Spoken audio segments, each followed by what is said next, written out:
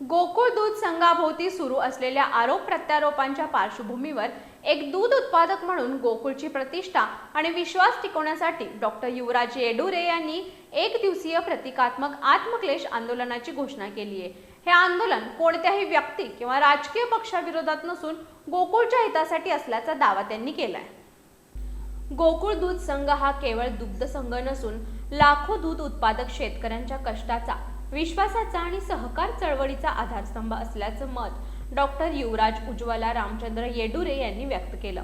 स्वतःची कोणतीही दूध संस्था नसून आपण केवळ एका सामान्य दूध उत्पादक शेतकरी कुटुंबातील सदस्य असल्याचं स्पष्ट करत त्यांनी सांगितलं की गोकुळमुळे लाखो कुटुंबांचा उदरनिर्वाह झाला, मुलांचं शिक्षण झालं आणि ग्रामीण अर्थव्यवस्थेला बळ मिळालं।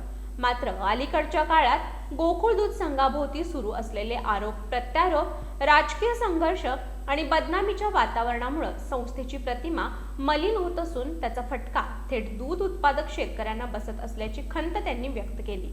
याच पार्श्वभूमीवर गोकुळच्या अस्तित्वाचे, प्रतिष्ठेचे आणि हिताचे संरक्षण व्हावे या उद्देशानं 8 जुलै रोजी गोकुळ चौक, गोकुळ शिरगाव इथं सकाळी 10 ते सायंकाळी 5 वाजेपर्यंत प्रतिकात्मक आत्मक्लेश आंदोलन करण्यात येणार आहे।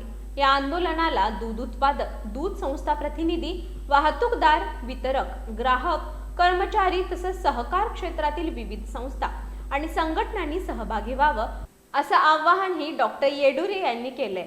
दरम्यान डॉक्टर युवराज येडुरे यांनी हे आंदोलन कोणत्याही व्यक्ती, राजकीय पक्ष किंवा संघटनेविरोधात नसून केवळ गोकुळ दूध संघाची प्रतिष्ठा, विश्वासार्हता आणि सहकाराची परंपरा जपण्यासाठी असल्याचं स्पष्ट केले।